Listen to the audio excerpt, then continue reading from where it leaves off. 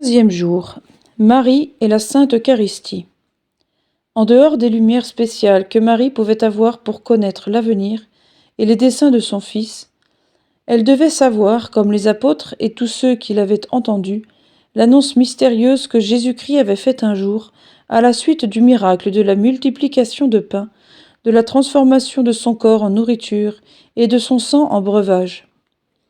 Certains auteurs vont plus loin, et ils disent que c'est à la prière de sa divine mère que Jésus consentit à se laisser lui-même en sacrement après sa mort. Toujours est-il que notre Seigneur, en instituant la Sainte Eucharistie, a pensé surtout à sa mère, à elle plus qu'à tout autre. L'Évangile ne nous dit rien de la première communion de la très sainte Vierge, mais des historiens rapportent que Marie se trouvait dans un appartement voisin de celui où le divin Sauveur mangeait la cène avec ses apôtres, et que, sur l'ordre et l'attention de Jésus, elle reçut la première son divin Fils dans son chaste corps, sous les apparences du pain sacré, aussitôt qu'il eut prononcé les paroles de la consécration. Il est certain que Marie ensuite communia souvent, assistant au saint sacrifice de la messe que célébrait l'apôtre saint Jean, qui vivait avec elle, recevant de ses mains la Sainte Eucharistie.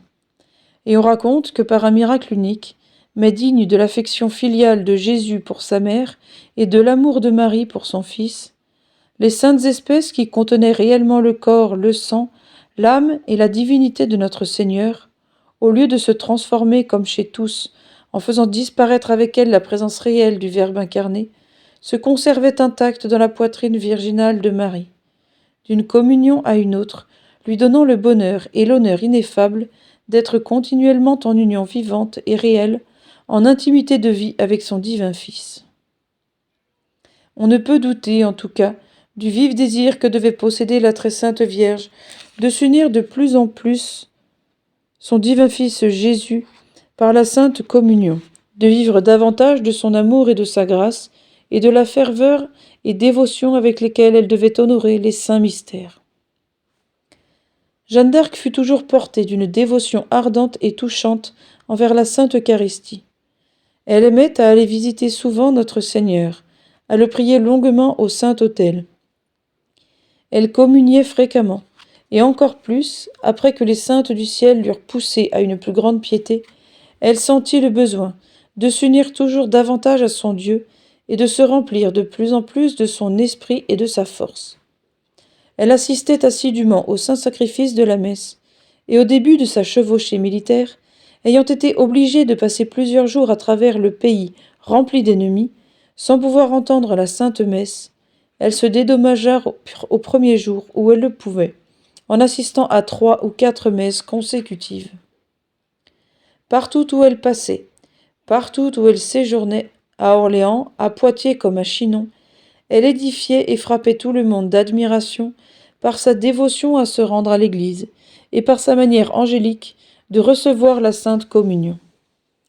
Elle avait voulu avoir avec elle un aumônier, qui lui dit la messe et put lui donner la communion en dehors des villes, dans les camps, au milieu des batailles, et elle veillait à ce que, le dimanche surtout, la messe fût célébrée solennellement en plein air, devant l'armée. Et une fois entre autres, le 8 mai, 2 messes furent dites en pleine campagne près d'Orléans, au milieu du plus profond silence, en face des ennemis rangés en bataille, qui, à la fin, s'éloignèrent sans oser la moindre attaque. Une des plus grandes douleurs de Jeanne dans sa prison était d'être privée d'assister à la messe et de faire la Sainte Communion. Elle demanda souvent cette grâce à ses geôliers et à ses juges, avec instance et avec larmes, mais ils eurent la cruauté de lui refuser pendant de longs mois cette consolation. Ayant appris un jour que le Saint-Sacrement était conservé dans une chapelle qu'elle rencontrait sur son passage de la prison au tribunal, elle se jeta aussitôt à genoux pour adorer son Dieu et lui dire son amour, malgré ses bourreaux qui voulaient l'en empêcher. Exemple. Aussitôt que Jeanne d'Arc se vit condamnée à mort, elle demanda qu'on voulût bien lui permettre de recevoir dans une dernière communion son Sauveur et son Dieu. C'était son plus cher désir. On finit par y consentir. Jeanne s'y prépara par une dernière confession, et reçut enfin avec la plus vive dévotion, et au milieu d'abondantes larmes, son divin Jésus, dont elle avait été privée depuis 6 mois environ. Laissant parler son cœur, elle dit à haute voix à son Seigneur les prières les plus touchantes, les paroles les plus naïves et les plus douces, avec un tel accent de foi et de sincérité que plusieurs de ses adversaires qui étaient là présents en furent émus jusqu'aux larmes. Et au moment où la flamme du bûcher allait la consumer, Jeanne d'Arc pensa une dernière fois à son divin Jésus dans la Sainte Eucharistie, demandant avec instance aux prêtres présents de ne pas oublier de prier pour elle au saint sacrifice de la messe. Prière.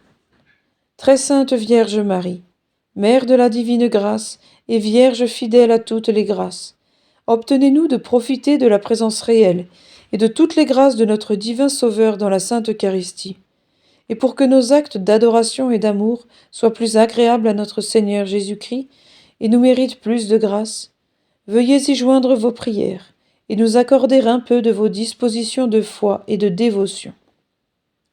Bienheureuse Jeanne d'Arc, priez pour nous, afin que nous soyons portés, comme vous, de désir et d'amour envers le très saint sacrement, et que, comme vous, nous nous disposions à la mort par une bonne dernière communion et une bonne vie. Résolution. Visiter notre Seigneur à l'Église, assister à la messe, et faire la Sainte Communion le plus souvent possible.